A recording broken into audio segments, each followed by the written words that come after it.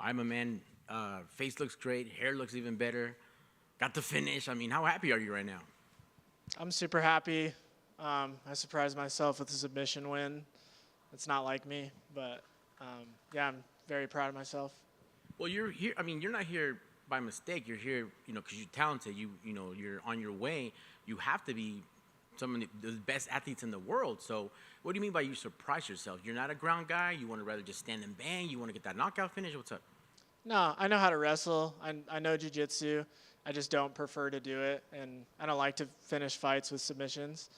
But that's mainly what it is. It's just a preference, but I know how to do all of it. How was that first round? Because it looked close. Nick was giving you the business, and when it ended, you kind of seemed a little kind of mad at yourself that he even got you like that.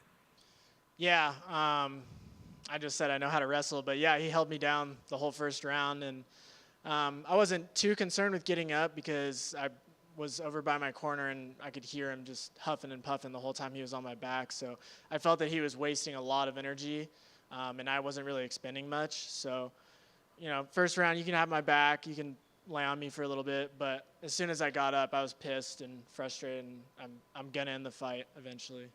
A lot of people don't recommend it, but you literally had him on there as a backpack. So you were good. Like, even carrying a full-grown man on you, you're like, nah, I'm good. I can do these 15. Don't even worry about it. Yeah, I mean, I wrestled in high school, so I feel pretty safe with people on my back. I don't prefer it, but everybody tells me not to do it, but I keep getting away with it. So somebody's got to choke me out soon. Well, you looked awesome. Talk to me about that finish. Whether it's in your bag of tricks, so it was coming. How did you see it? Was it a talking between rounds to where the coaches were like, look, we see this opening. If you see it, take it, or? No, I mean, the conversation with my coaches was just keep it on the feet and keep drowning him with your strikes. But I looked at him right at the end or before the third round started, and I did like breaking his stick. Like, I knew he was broken, and I knew the finish was going to come in that round. And I think he was looking for a little bit of a way out after I was landing some big shots. So he turned his back, and his neck was there, so took it. Awesome stuff, man. So you look good. Doesn't seem like there was any cuts, anything, no icing, anything. Do we see you again before the year ends, or what do you want to do going into the holidays? I might just take the holidays to get back in the gym and polish up some things and relax, let some nicks and bruises heal. I've had some injuries throughout the year. Like, before that Contender Series fight, I tore part of my trap in a motorcycle crash. Kept pretty quiet about it, but my body's been through the ringer a little bit, so, but I'll be back soon. All right, man. Well, stay off the motorcycles. You're a professional right here. Yeah. No, I sold it. I'm Excellent. done with that. Are there any names? Is there anybody? I know you guys aren't the biggest fan of this question, but is there anybody out there that you would like to see in the cage? Any names that you're like, yeah, that's let me get that smoke there. Just like a striker, somebody that wants to have some fun on the feet.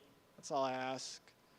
Excellent. Thank you, sir, and congrats on the win. Yeah. And Nick, if you're watching this, please unblock me on Instagram. Can you elaborate on that? What's that all about? Like, beginning of the camp, he just blocked me on Instagram, my opponent. And, like, I don't really talk too much crap, but I just, wanted to get a feel for the guy, and he blocked me. So now, since the beef is squashed, like, if you could unblock me, that would be great. Maybe we can be friends. Seems like a cool dude. That's awesome. The going back to the shoulder injury, is that something that just time? You just need time for it to fully heal up, or is that something you think you might have to do surgery on at some point? Oh, no, it's fine. It was like a partial tear, so I got extremely lucky. That was before my Contender Series fight, like a month and a half before. So I was in a sling for like 3 days, but I just gave it rest and like PT'd it my own a little bit, and then it was fine for that fight. And then I guess going forward next year, I mean, what sort of goals are you setting for yourself? How many times are you hoping to show up in the cage out there? If my body's healthy, I'd like to do 3 a year, like get through this contract. And, yeah, I think 3 is a good number. Awesome. It's my job now, so. Congrats on the victory. Thanks. I just have one for you. Speaking of the Instagram, and not to harp on that, but I'm just curious, how much do you guys actually get from watching someone's Instagram? Can you find out useful information there? I can. I'm a psych major, so that's like what I do. I learn about people. But I was just interested in him. I like to learn about my opponents. I'm not looking for weaknesses all the time, but if I like the guy, if I feel like we'd be friends, stuff like that. Thanks. Payton in the back. I had read somewhere that you had tried pole dancing as part of training. Are you still doing that? And how do you feel that untraditional, non-traditional training actually helps you?